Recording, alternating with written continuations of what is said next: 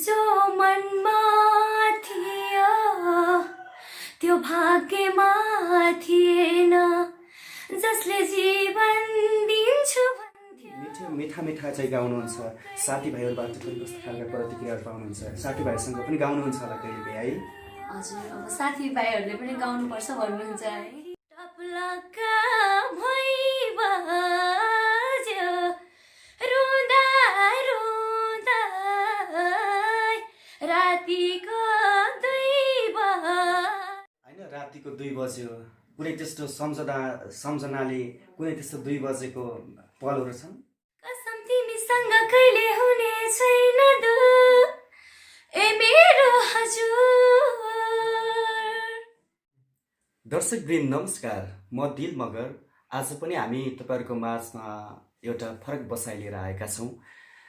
जो धेरै प्रतिभा भएको व्यक्ति र गीत सङ्गीत मात्र नभएर साहित्यमा पनि रुचि राख्ने त्यस्तो व्यक्ति आज हाम्रो साथमा हुनुहुन्छ।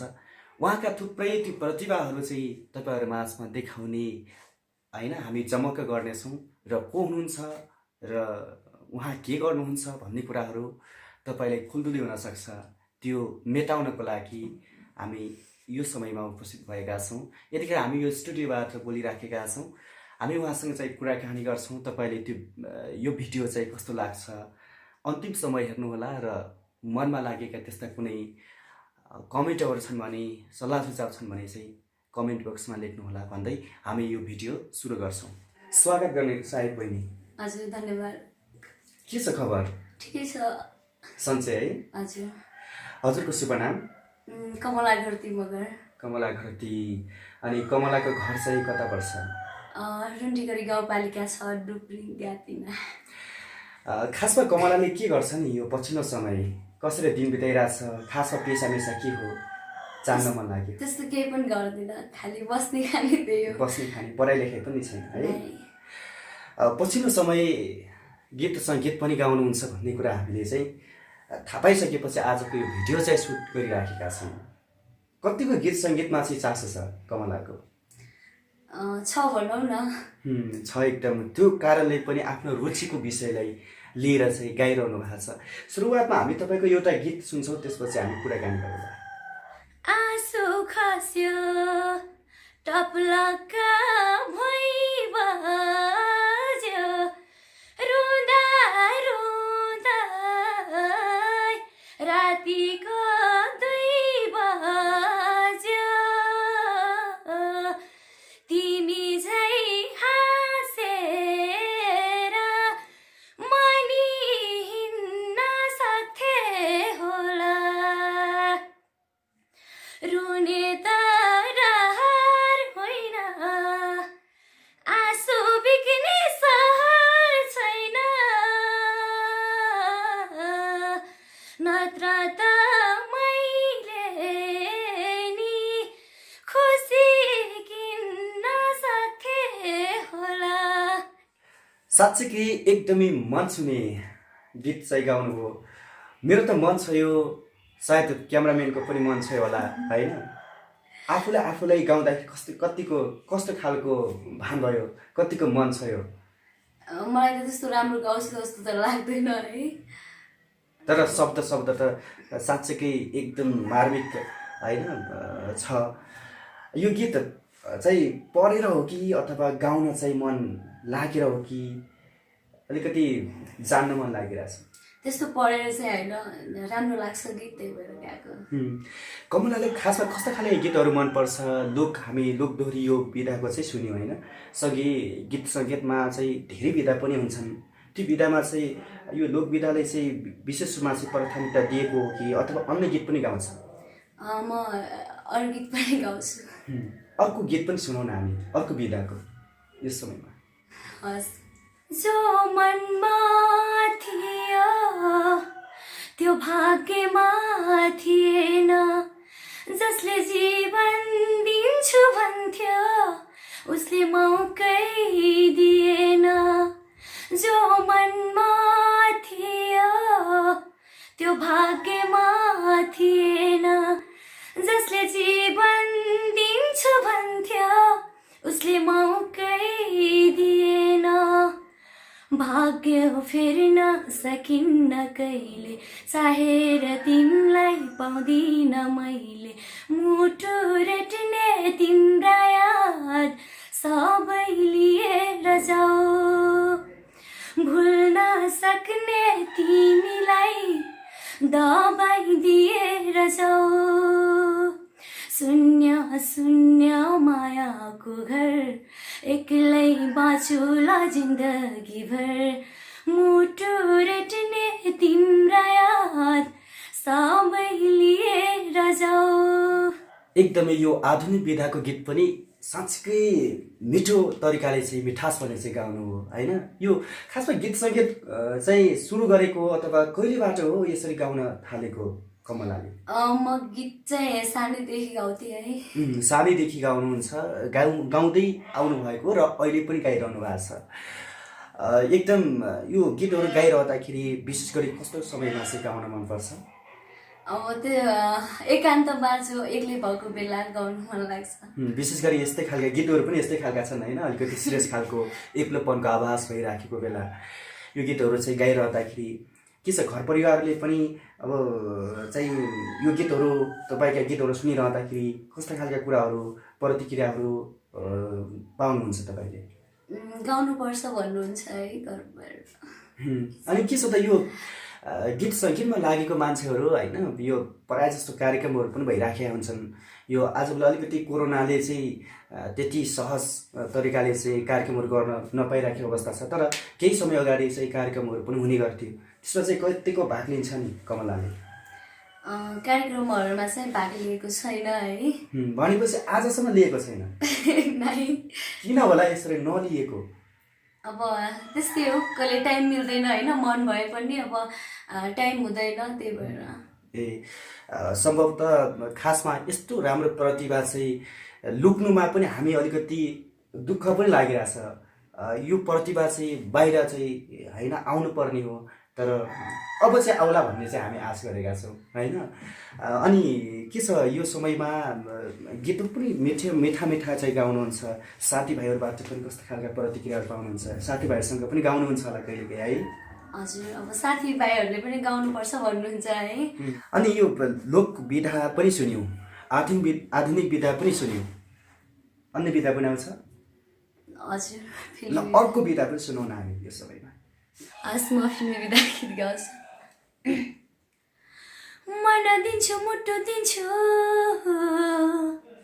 फेर्नु पर्ने सास दिन्छु, घटी बढी होइन सधैँ, माया एक नास दिन्छु, कसम हो कसम, कसम हो कसम, कसम हो कसम, कसम हो कसम, कसम तिमीसँग कहिले हुने छैन दुःख, ए मेरो हजुर।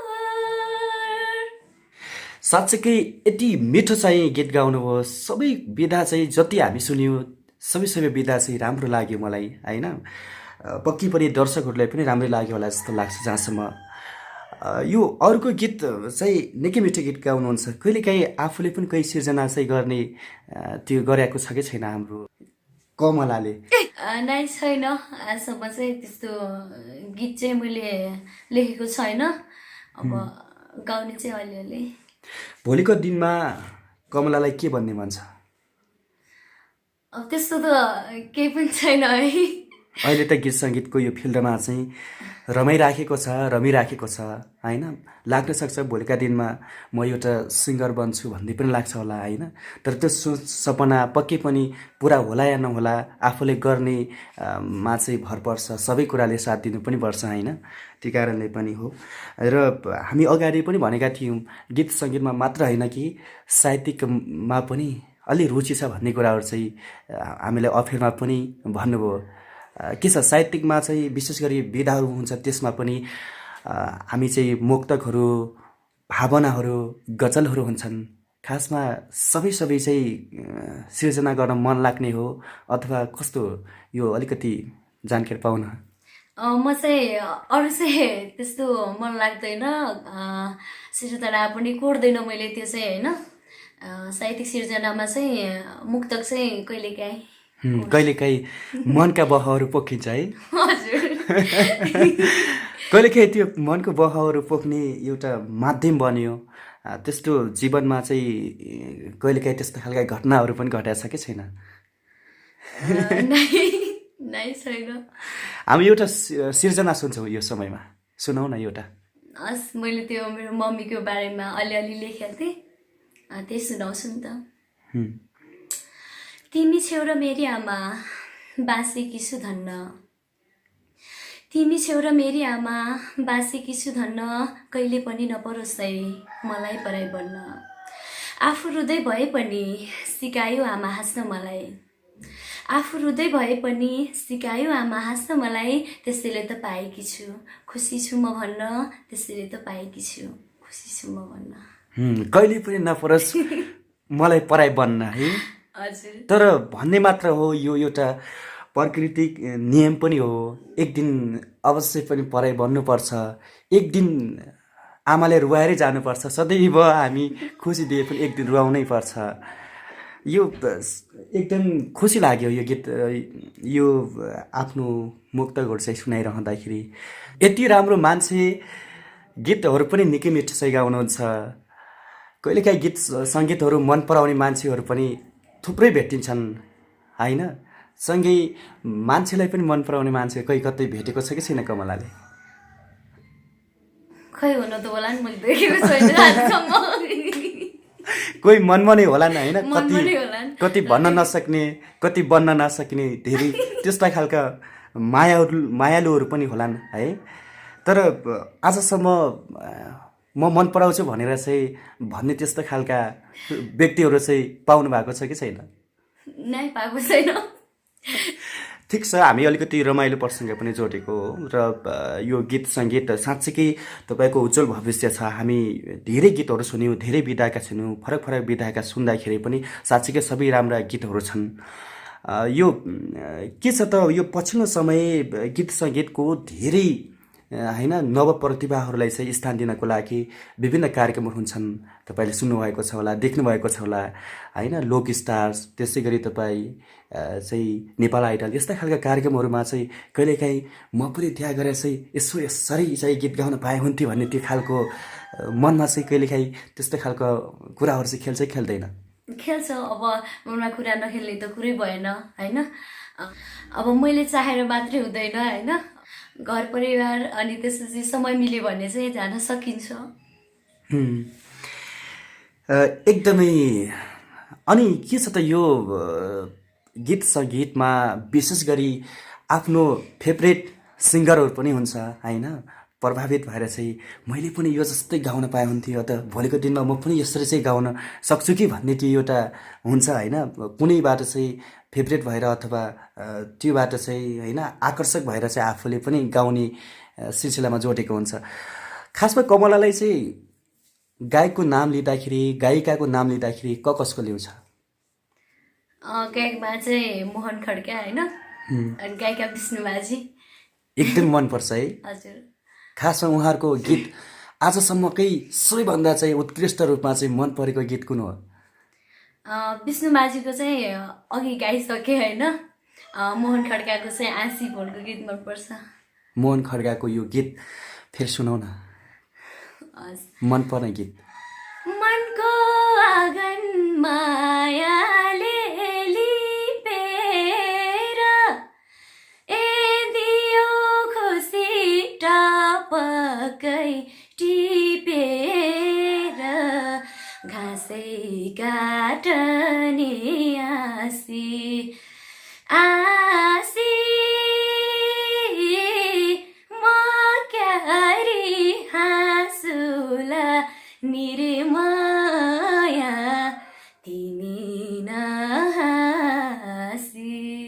एकदमै मन छुने यो मिठास भन्न साँच्चीकै गीतहरू सबै चाहिँ निकै राम्रो गाउनुहुन्छ, खुसी लाग्यो होइन? हामी कार्यक्रमको अन्तिममा छौँ। अब चाहिँ अन्तिममा चाहिँ होइन दर्शकहरूलाई, जो तपाईँलाई हेरेर बसिरहनु भएको छ, दर्शकहरूलाई के भन्नुहुन्छ अन्तिममा? मैले आज जानी नजानी भए पनि गीत गाउने प्रयास गरेकी छु। कस्तो लाग्छ होला कमेन्टमा भन्नु होला। त्यसै गरी मनपर्छ भने तपाईँले सेयर पनि गरिदिनु होला। हस्, कमला बहिनी निकै मिठो चाहिँ गीत गाउनुभयो। साँच्चीकै तपाईँको यो गाउने कला साँच्चीकै अझ वृद्धि होस् र बेला बखतमा समय मिलाएर चाहिँ उकाली ओह्राली भन्छ्याङ चौतारी गर्दा अझै पनि गाउने प्रयास गर्नुहोला र भोलिका दिनमा साँच्चीकै हामी एउटा चाहिँ सिङ्गरको रूपमा चाहिँ देख्न पाऊँ, सुन्न पाऊँ, फेरि यसै गरी कुराकानी गर्न पाऊँ भन्ने आशा चाहिँ हामी मनभरि सङ्गालेका छौँ र केही साथ माया पनि हामी पनि बार बखत चाहिँ हामी दिइरहनेछौँ। हस्, आजको बसाइबाट भने छुट्टिन्छौँ। नमस्कार।